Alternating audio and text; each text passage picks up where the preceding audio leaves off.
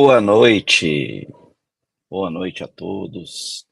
Estamos aqui para mais uma live para falar sobre despertar cósmico, falar sobre expansão da consciência, falar sobre assuntos que não se falam na mesa de jantar, assuntos geralmente que são proibidos de serem discutidos, né, assuntos polêmicos. Então, hoje estamos aqui novamente para começar a falar um pouquinho sobre estes assuntos. Então, o primeiro assunto que a gente vai falar hoje é um assunto que geralmente as pessoas gostam muito de falar, né? Ele é um assunto polêmico e é um assunto que gera muita confusão e muita dúvida nas pessoas. Nós vamos falar hoje sobre mediunidade, sobre o que é o ver, sobre a holografia, sobre uma série de questões que realmente são complexas e que exigem muito conhecimento, né, e exige muita muito também clareza para a gente discutir, uma vez que esses assuntos, eles são, muitas vezes dogmatizados, polemizados, né, então eles acabam entrando aí nesse aspecto mais complexo do entendimento. Então, sem mais delongas, né, vamos começar a falar um pouquinho sobre esse assunto, né. O grande objetivo aqui é, se vocês tiverem dúvidas, coloquem aí nos comentários e vamos lá. Vamos começar a falar um pouquinho sobre mediunidade. A primeira coisa que é importante a gente falar é sobre o que é a mediunidade, né. O que é mediunidade de maneira prática? Hoje nós vamos falar sobre esse assunto dando uma abordagem física, uma abordagem biológica e uma abordagem de como que isso se configura de fato, né, no ser humano. Primeiramente, para a gente entender o que é mediunidade, é importante a gente entender como que isso, né, se processa dentro do nosso cérebro. Então, a mediunidade, ela é processada por nós, né, por meio de ondas, e assim como tudo no nosso cérebro, existem frequências, né, que chegam até a gente vindas de fora e que são processadas pelo nosso cérebro de uma maneira prática pelos neurônios, né, e pela nossa malha neural. Isso vale para estímulos físicos, que são recepcionados pelos nossos olhos. Na prática, a gente recepciona nos nossos olhos alguns sinais elétricos, né, eletromagnéticos, são convertidos em ondas e isso depois se transforma em visual. A mesma coisa vale para audição, para olfato, para tato, para paladar, e a mesma coisa vale também para intuição, para mediunidade e para diversos outros tópicos associados a isso. Então, quando a gente fala de mediunidade, a gente está falando do processamento de sinais que estão do lado de fora e que vão ser processados no nosso cérebro. Como todos os sentidos, a gente precisa de um equipamento, de um aparelho, né, de uma glândula, de uma estrutura dentro do nosso corpo biológico para processar. Na visão, são os olhos, na audição, são os ouvidos. Para a mediunidade, é a glândula pineal. Existem diversos estudos hoje em dia, né? Tem um estudioso brasileiro, que é o Dr. Sérgio Felipe, que tem grandes estudos sobre esse assunto, sobre a capacidade de processamento da glândula pineal e sobre o como ela tem, né, e o que ela tem de habilidade para processar esses sinais de fora do nosso corpo humano, né, e para realmente ele fazer essa captação. Então, quando a gente fala de mediunidade, a gente necessariamente tem que falar da glândula pineal. E essa glândula pineal, ela tem a capacidade de processar séries de sinais eletromagnéticos que vêm de fora e que não são captados pelos nossos olhos, pelos nossos ouvidos, pelos nossos outros sentidos. Então, a glândula pineal, ela tem uma capacidade de ler ondas eletromagnéticas de frequências diferentes àquelas que a gente está acostumado com os nossos 5 sentidos. E essas ondas eletromagnéticas que a glândula pineal consegue captar, ela transforma isso em pensamento, imaginação, processamento, né, uma série de coisas. Então, quando a gente fala de mediunidade, a gente geralmente vai falar sobre a capacidade de processamento de sinais elétricos, sinais eletromagnéticos, de fora, né, da gente, do corpo físico, e que não são processados pelos nossos sentidos. Então, essa é a primeira parte do entendimento do que é a mediunidade. A partir do momento que a gente entende que a gente tem uma glândula dentro do nosso corpo, que é a glândula pineal, e ela tem a capacidade de fazer esse processamento, a gente precisa entender, então, a segunda parte. Então, se ela tem essa capacidade, o que é, de fato, a mediunidade? A mediunidade nada mais é do que a capacidade que o nosso corpo tem de realizar a leitura de sinais eletromagnéticos numa frequência não visível aos nossos olhos humanos e transformar isso em ondas, né, de pensamento para o nosso cérebro conseguir entender, captar. Então, quando a gente fala de, por exemplo, alguém que vê espíritos, vê seres, vê, né, sente entidades, sente densidades, sente vibrações externas, essas pessoas basicamente estão ali fazendo processamentos de sinais elétricos não visíveis ao olho humano e estão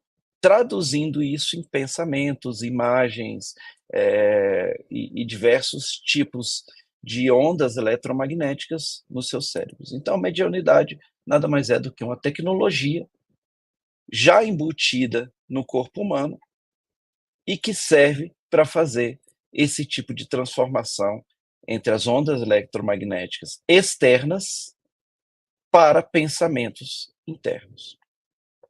Então, quando alguém fala que está vendo um determinado espírito, está sentindo a densidade em um local, está fazendo alguma espécie de comunicação com algum outro ser, está ouvindo algum outro ser, essa pessoa nada mais está do que sintonizando na frequência desses seres, entidades, né, e etc., e traduzindo isso em pensamento. Então, essa nada mais é do que a capacidade, né, natural da glândula pineal de processar essas informações e transformar isso em sinais elétricos para o pensamento. Uma vez entendido isso, né, e entendido que a mediunidade não é nada assim de outro mundo, ela é simplesmente uma tecnologia que o nosso robô humano tem, a segunda ponta que é importante a gente entender é, então se o nosso cérebro tem essas capacidades, o que que a gente faz né, de mágico com essas comunicações. Na verdade, o que existe de mágico é a capacidade de sintonizar nas frequências diferentes. E aí eu vou relembrar o conteúdo de uma das lives passadas, onde a gente falou sobre a composição do universo e as frequências. Quando a gente está aqui, né, nessa realidade terrena, né, nesse mundo aqui, o que a gente está fazendo aqui é basicamente organizando a matéria, né, que é composta de luz, em frequências. E essas frequências, elas são, né, ora visíveis, horas audíveis, né, horas capacidade de serem táteis, né, a gente consegue tocar, e assim vai. Então, todos nós aqui vibramos numa determinada frequência. O planeta vibra numa determinada frequência. E essa frequência ela é capturada e entendida pelos nossos sentidos. Então, quando os nossos olhos veem alguma coisa, a gente sabe que o olho tem a capacidade de ler o que está ali naquele elemento físico e transformar aquelas ondas eletromagnéticas da luz em uma imagem. Essa capacidade que a gente tem, né? O olho ele faz essa leitura desses sinais, ele transforma isso, coloca isso numa tela visual no nosso cérebro e a gente consegue perceber imagens. Isso vale para qualquer um dos sentidos. Então, a matéria ela é composta, né, de vibrações, de ondas eletromagnéticas vibrando numa determinada frequência. E quando a gente fala de seres, por exemplo, de outras dimensões, né, ou espíritos, ou seres multidimensionais, extraterrestres, ou qualquer outra coisa que exista, né, naquilo que a gente chama de espiritual, essas entidades, esses seres, essas coisas, eles estão vibrando em uma outra frequência, ou seja, a matéria deles vibra numa outra frequência, e essa outra frequência dessa matéria, ela não é perceptível de maneira natural aos nossos olhos. Então, a gente não consegue ver essas outras coisas, né, que estão ali, podem até estar no mesmo ambiente que a gente, no mesmo espaço físico, mas a gente não simplesmente não consegue perceber. Então, do teu lado aí pode ter seres, energias, entidades, uma série de outras coisas que você às vezes não consegue percebê-las e elas ficam ali convivendo com você dentro daquele mesmo ambiente. E muitas vezes o que acontece é que você sente, né? Quem aqui nunca teve, por exemplo, uma sensação de ter um calafrio, de sentir um ambiente pesado, de sentir alguma coisa, né, mais densa? Essas capacidades que a gente tem são basicamente leitura, né, de ondas, de frequências que estão presentes dentro daquele ambiente, dentro daquele campo, né? Então, essa é a capacidade que o nosso corpo vai desenvolvendo ao longo do tempo. E essas entidades, né, elas podem ou não ser compostas de matérias, né, diferentes das que existem aqui na Terra. Então, quando a gente fala, por exemplo, de seres que vivem no umbral, né, ou de seres espirituais que vivem em cidades astrais, eles muitas vezes são compostos de uma matéria que não existe aqui na Terra, né, mas que são perceptíveis mediante alguns estímulos a nós, né? Então, em alguns momentos, a gente consegue mexer na nossa capacidade, né, cerebral de perceber essas frequências. Então, esses seres, essas entidades, esses entes, né, eles podem ou não mexer com a gente aqui e a gente pode ou não estar suscetível a essa percepção. E essa percepção que a gente tem aqui, né, ela muda também de acordo com o tempo, de acordo com aquilo que a gente consome, de acordo com uma série de coisas, porque o robô biológico, né, o ser humano, ele muda a sua capacidade de percepção, né, também ao longo do tempo. É a mesma coisa de quando você tem uma televisão e você coloca essa televisão num determinado canal. Aquela capacidade que a TV tem é de ler uma frequência, né, olhar aquela sintonia e transformar aquelas ondas numa imagem que você vê. A mesma coisa acontece com o nosso corpo. Existem diversos elementos dentro dele que conseguem ler essas frequências e transformar isso em imagens dentro da nossa cabeça, né. E aí tem um outro negócio que é importante aqui, que eu queria tocar com vocês, que é a história da holografia, que é a história do: "Será que eu estou vendo mesmo? Será que isso que eu estou vendo é verdade? Será que isso não é criação da minha cabeça? Será que eu não estou inventando tudo isso?". Isso é uma dúvida que também acontece, e ela é muito frequente à medida do tempo. A pessoa muitas vezes está buscando espiritualidade, está buscando entender aquilo que é externo aos sentidos dela, e ela começa a se desenvolver. Começa muitas vezes ali a buscar cursos, buscar terapias, né, buscar a sutilização da sua energia, né, muda a sua alimentação, né, começa a fazer meditação. Então tem uma série de técnicas que as pessoas se utilizam para poder ver se conseguem captar essas frequências. E muitas dessas técnicas funcionam, né, muitas vezes elas recorrem também a substâncias, enteógenos, por exemplo, né, chás como o chá de cogumelo, ayahuasca, rapé e outras medicinas, né, e também isso varia, né, o campo para que ela possa perceber, né, uma série de sinais diferentes que ela não estava acostumada, né. Existem inclusive equipamentos que hoje, né, podem ser utilizados para poder modificar essa capacidade de percepção, né, do ser humano. E a dúvida que sempre fica é: será que eu realmente estou vendo? Será que eu estou holografando? O que que é real e o que que não é real? Isso aqui é coisa da minha cabeça ou isso aqui é uma coisa de fora?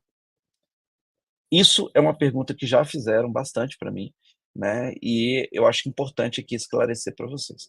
A primeira coisa é o seguinte: eu estou falando para vocês que o corpo humano, o cérebro humano, né, ele é basicamente uma máquina que recepciona sinais, ondas eletromagnéticas e transforma isso em visão, né, olfato, paladar, audição e uma série de coisas.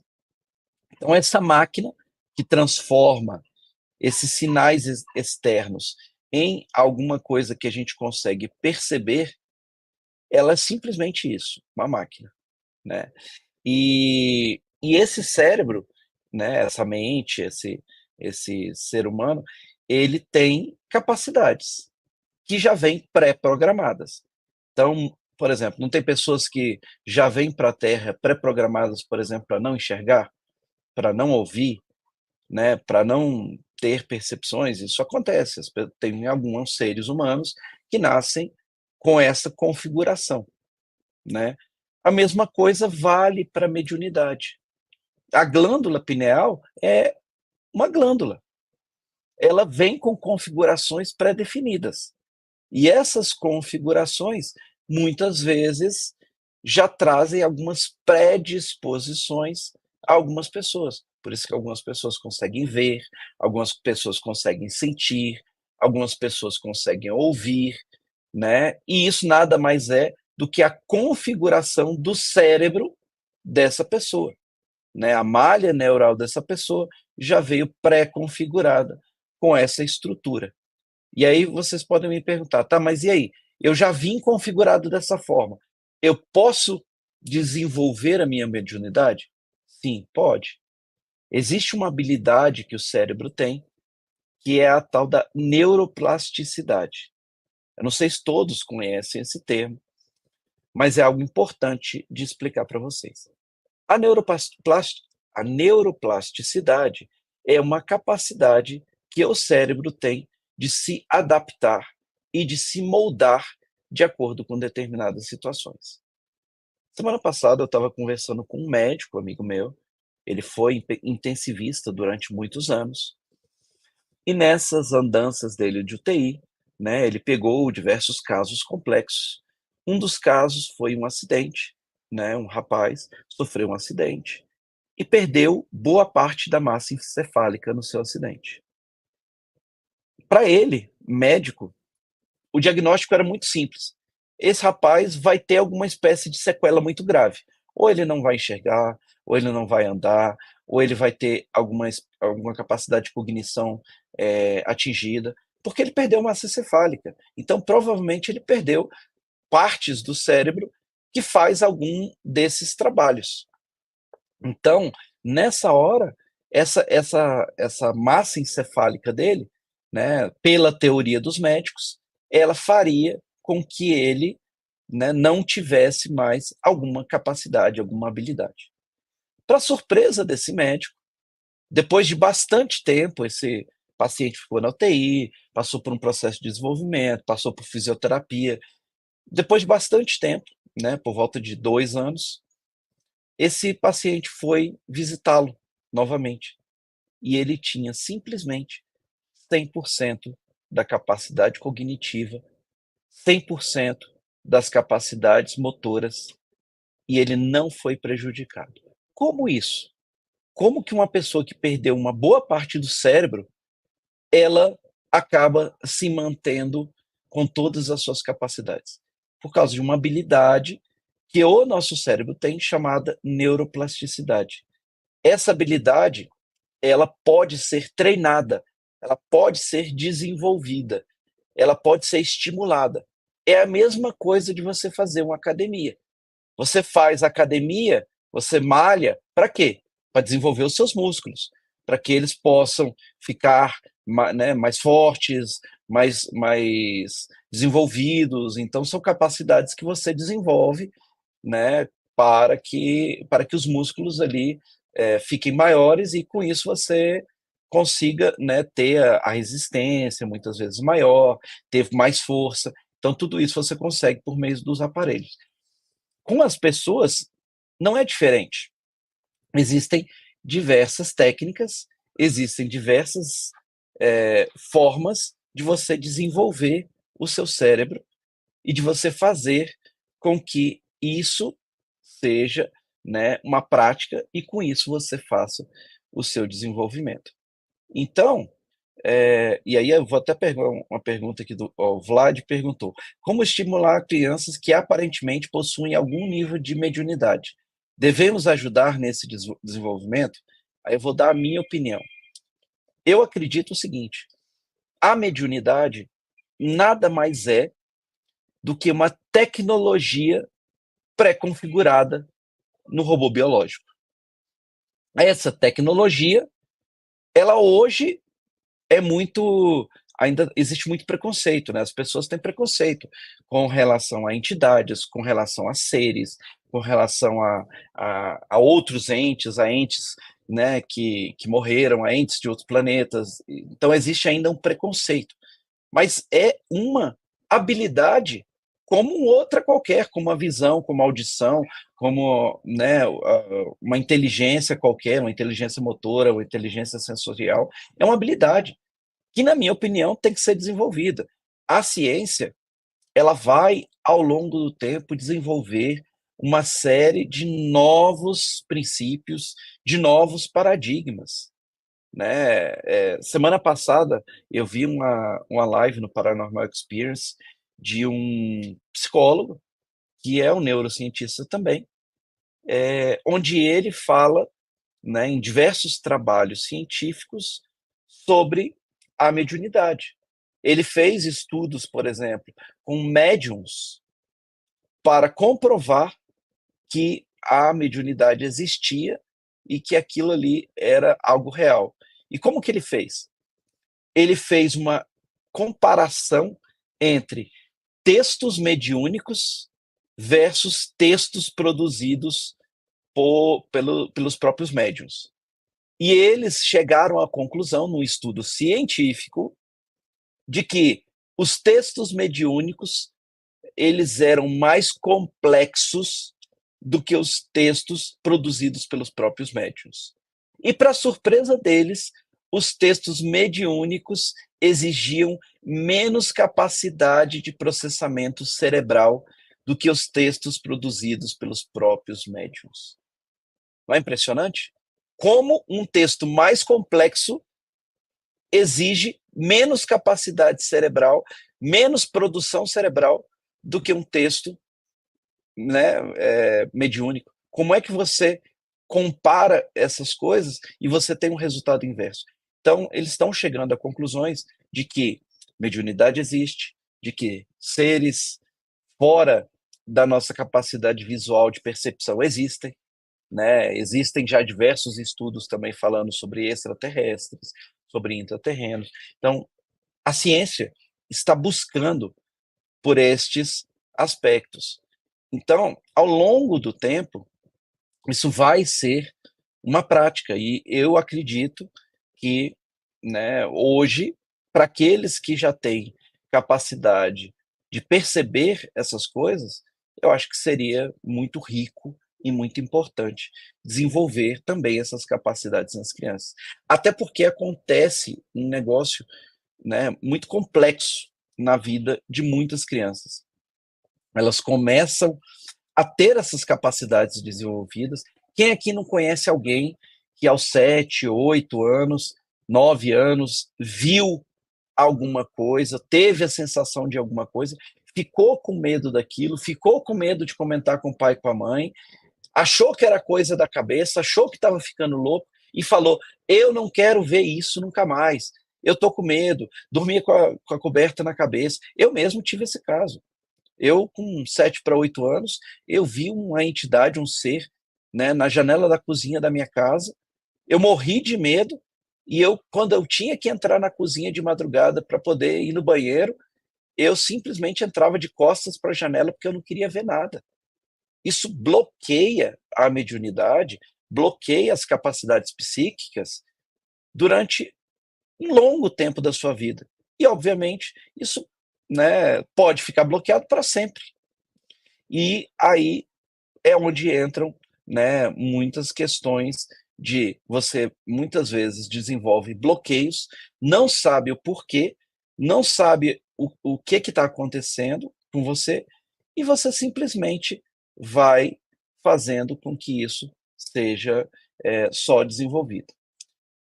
A Liane também colocou aqui, ó, pode existir alguma razão para não ver? Né? Me foi falado que é para minha proteção que não vejo.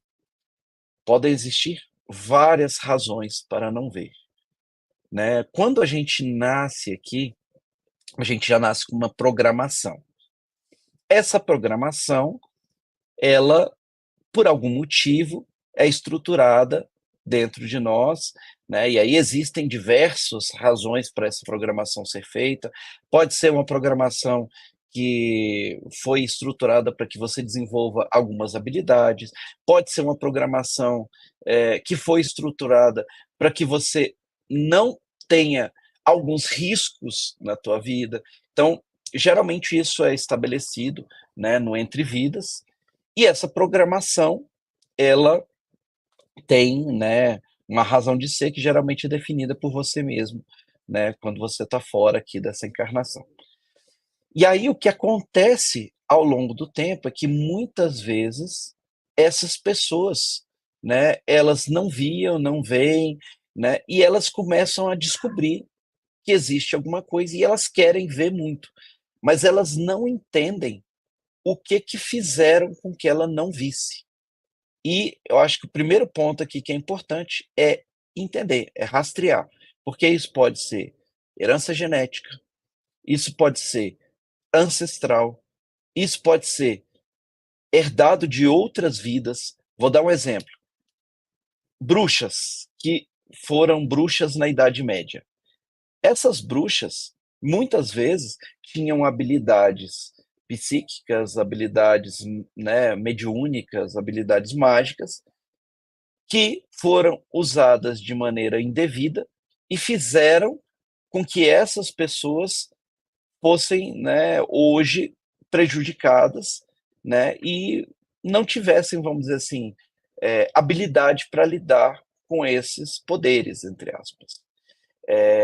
Então, muitas vezes, se esse é um cenário que aconteceu e se essa é uma habilidade que ainda não foi desenvolvida, o que acontece é que quando a pessoa chega aqui, ela chega aqui com muitas dessas habilidades bloqueadas, né? E aí a história do que é para proteção é exatamente por isso, né? Se alguém acha que essa habilidade não está desenvolvida em você para sua proteção, provavelmente é porque em algum tempo passado, em alguma outra vida, isso foi usado de uma maneira indevida e agora, né, esses seres que falaram isso para você, falaram que é exatamente para a tua proteção.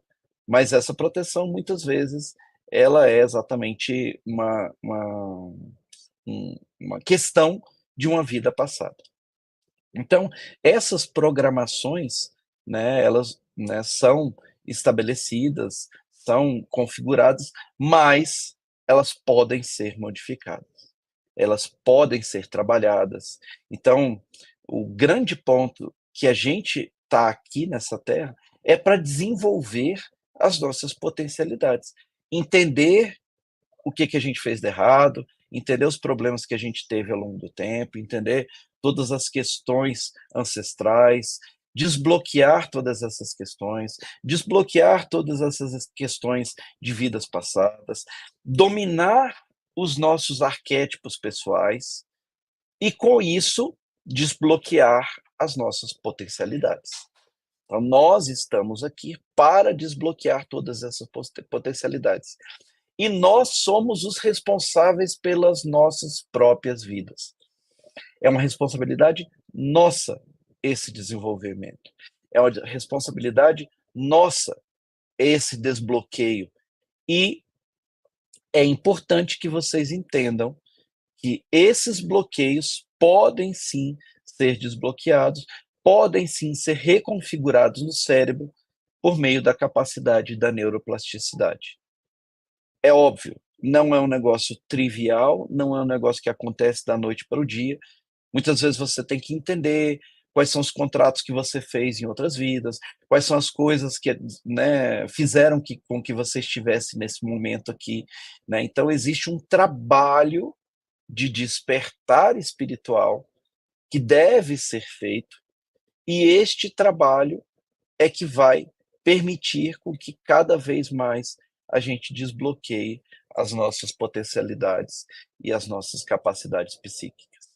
A gente veio aqui, né, para poder se desenvolver ao máximo. Existe uma frase, inclusive na Bíblia, que diz, Jesus diz para a gente, vós sois deuses. Por quê? Porque nós temos todas as capacidades possíveis de serem acessadas por nós. E é uma responsabilidade nossa fazer esse processo. Então já estamos aqui caminhando mais para o final da live. Eu queria saber se alguém tem dúvida, se alguém tem questionamento, né, entender de vocês aqui, se alguém tem dúvida. E eu tenho um último tópico para abordar para vocês antes da gente terminar a live. Quem tiver dúvida pode ir colocando aí no chat que eu vou respondendo. A última coisa que eu quero falar para vocês que é importante é o seguinte: a história da holografia. Estou holografando, não estou holografando, isso aqui é verdade, isso aqui é mentira. Vamos lá. O que acontece com a gente? O cérebro humano, ele é baseado em referências. Não sei se vocês conhecem a história de que os índios, quando viram as caravelas, não identificaram que eram caravelas. Eles só viram que eram caravelas quando chegaram e os portugueses, né, já estavam aqui, né, ou os espanhóis já estavam, né, eles não identificaram caravelas.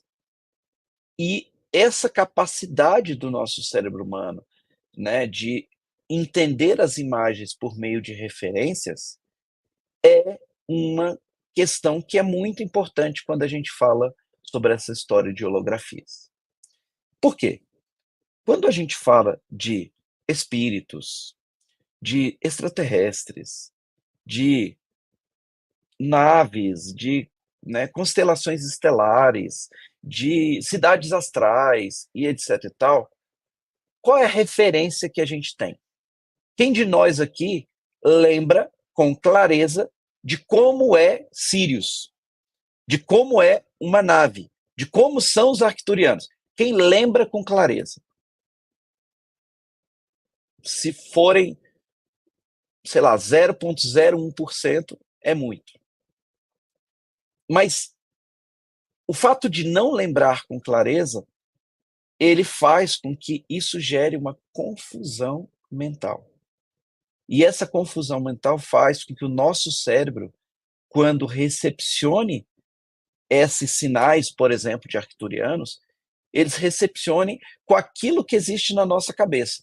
Então, quando a gente fala, por exemplo, de arcturianos, você vai lembrar da imagem que você viu da internet, de um ser com a cabeça um pouco maior que a nossa, careca, muitas vezes azul, muitas vezes roxo, né? Essa é a referência de arcturiano que você tem. Agora, arcturiano é realmente daquele jeito? A gente tem como ter essa clareza? Não tem, não tem. Então, o que a gente faz e o que a gente vê, a gente precisa ter referência dentro da nossa cabeça. Então, se alguém chegar para você, imagina que pousou uma nave na tua frente e eles vão contar para você como que funciona as tecnologias deles lá, para, né, o motor de propulsão de nave, etc. E tal.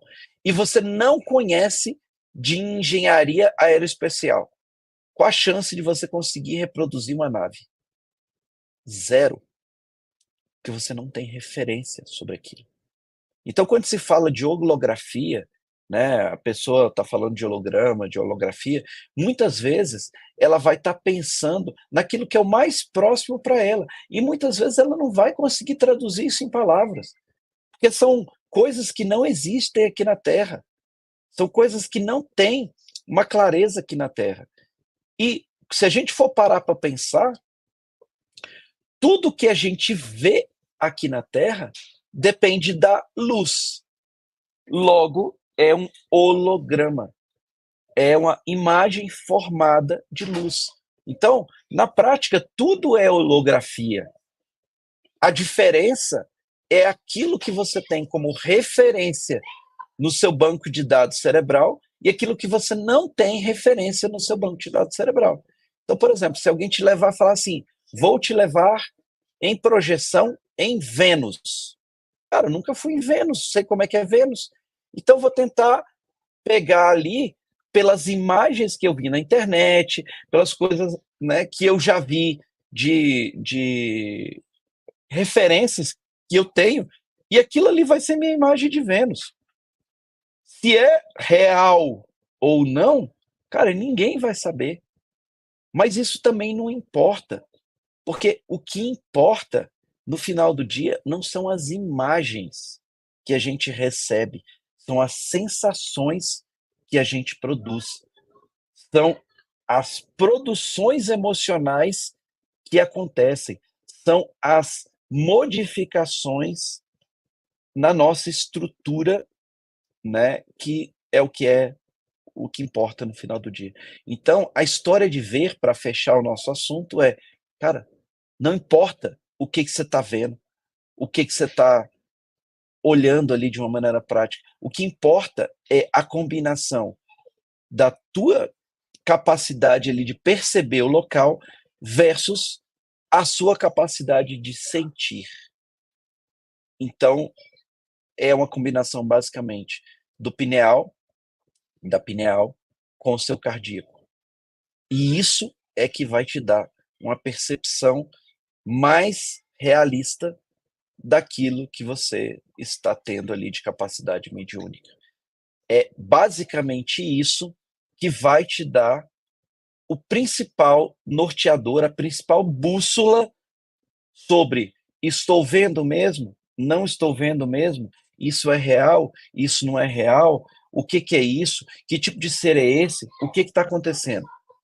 E o conhecimento e o estudo vai te dar bagagem para você ter mais referência e conseguir ter mais capacidade de percepção.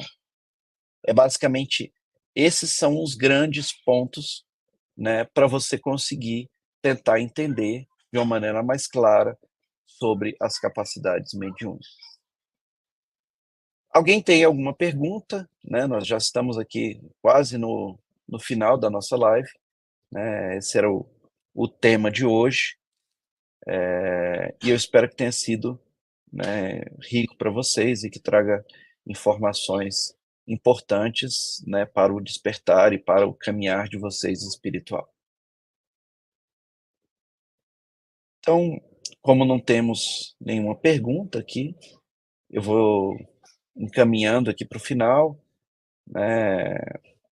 Peço que vocês, quem não segue ainda, siga o Cosmic Expansions.